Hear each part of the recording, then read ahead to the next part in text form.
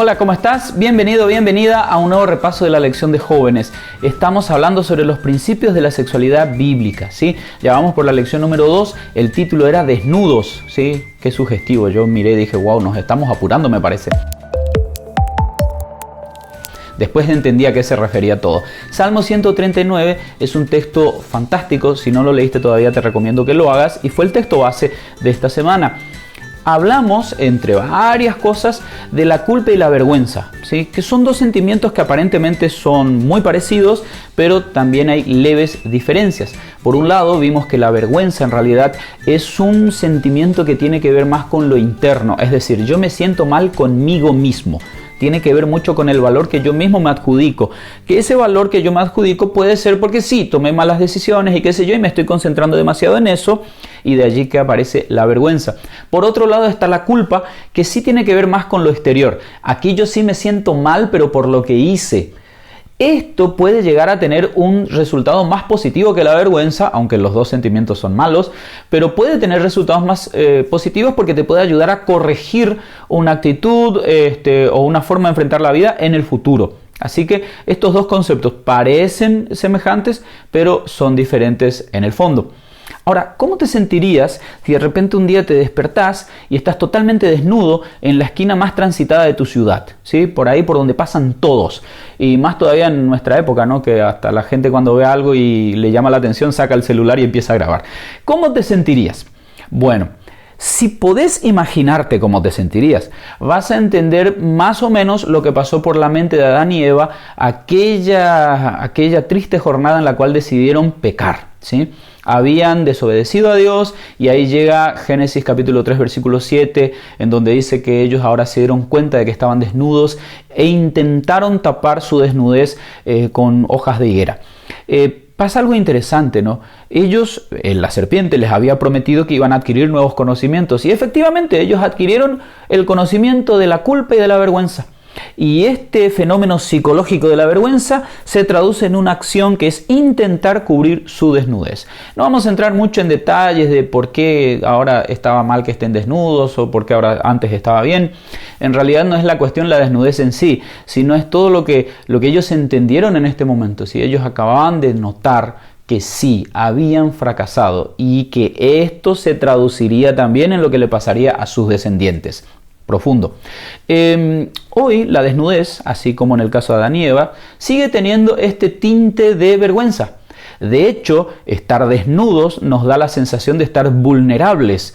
Y esto no nos gusta. A ningún ser humano le gusta ser vulnerable. Y pasa un fenómeno interesante también, porque la otra cara de la moneda es que existe muchísima gente que está intentando sacarle ese sentido de vergüenza a la desnudez, y allí llegas a tener inclusive grandes industrias que producen material que están relacionado con una explotación de la desnudez y de la sexualidad. Estos intentos, como no son dirigidos por Dios y no están basados en principios bíblicos, terminan siendo también lo mismo, pero al contrario, igual de negativos siempre. Privacidad y discreción son dos conceptos que también estuvimos analizando en la lección esta semana. Por un lado, la privacidad, como dice el juez Louis Brandeis de la Corte Suprema de los Estados Unidos, exacto, el inglés no es lo mío, él decía, repito, que la privacidad es el derecho a que te dejen en paz. ¿Sí? Es decir, esto es mío, no te metas. Entonces yo lo estoy traduciendo por ahí si no entendiste lo que él dijo. Por otro lado, la discreción es un término que está asociado con la privacidad y a veces hasta se fusionan y puede llegar a tener una connotación negativa. ¿Por qué? Porque si siendo discreto yo te conté un secreto y ese secreto llega a salir a luz, es muy probable que acarree vergüenza hacia mí o hacia otra persona. De allí que privacidad y discreción suelen ir de la mano. Y cuando hablamos de sexualidad, eso se fusiona aún más, ¿sí? En lo que es la relación de pareja, debería haber acceso a la información. Esta sería la diferencia, digamos. ¿Hay cosas que yo me puedo guardar para mí? Claro que sí. Pero en el momento en que afecten a la otra persona, yo debería compartir con esa otra persona justamente esos datos. A ver, damos un ejemplo. Hablando de sexualidad, si yo voy al supermercado y llego al cajero y estoy pagando, no hace falta que yo le diga al cajero, ¿sabes qué? Me acosté con un montón de chicas antes de tener la pareja que tengo ahora. A él no le interesa, no va a afectar a la relación que vos tengas con el cajero. Él te va a cobrar los productos que está llevando sin ningún problema. A él no le interesa eso.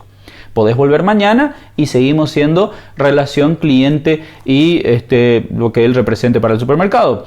Pero cuando hablamos de tu pareja, es muy probable que esa persona se va a sentir sumamente contenta de que le compartas esa información para que esa persona justamente pueda tomar decisiones basadas en toda la información que hay. Allí está la diferencia entre la privacidad y la discreción. Cuando hablamos de sexualidad y hablamos de desnudez, hablamos de vergüenza, de vulnerabilidad, nos damos cuenta de cuán profunda es la sexualidad realmente desde el punto de vista bíblico. Porque en el momento en que yo decido mostrarme desnudo ante una persona, significa que no me siento vulnerable ante esa persona. Por eso es que en la Biblia se establece este sagrado vínculo del matrimonio, en donde eso debería darse. Es interesante que cuando veo el Salmo 139 yo encuentro a un Dios que conoce a sus hijos, pero lo conoce de manera profunda. El verbo que se utiliza en hebreo es yadá, y en el Salmo 139 aparece por lo menos 7 veces, incluyendo otras raíces, pero sigue siendo yadá. Y se nos muestra a un Dios que nos conoce porque nos creó, ¿sí? Sabe, no, vos sos Tito, yo te conozco, yo te hice. Por otro lado también nos conoce porque nos estudia, constantemente está mirando, mira Tito cómo está creciendo, míralo, ya camina, me va conociendo cada vez más. Y por otro lado está la omnisciencia de Dios. Eso significa que Dios no solo conoce lo que yo decido mostrarle, sino que conoce mi mente, mis ideas. Y fíjate cómo esa evolución aparece en el Salmo 139.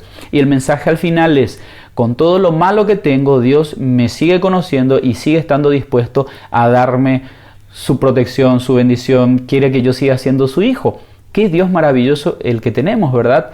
Este decir conocer es tan profundo que se utiliza más adelante o a lo largo de la Biblia hebrea al hablar también del conocimiento sexual de una persona hacia otra. Esa misma santidad debería tener la sexualidad, ¿sí? Por eso es que nosotros no deberíamos tener vergüenza cuando hablamos de sexualidad, de sexo, de presentarte desnudo ante otra persona. Porque significa, digamos, que vos le estás dando ese verdadero sentido a esa sexualidad. No hay por qué tener vergüenza, siempre y cuando sigamos los delineamientos, los parámetros que nuestro Dios colocó, porque sabe lo que nos gusta por un lado, pero también lo que nos conviene y lo que al final va a ser súper bueno para nosotros.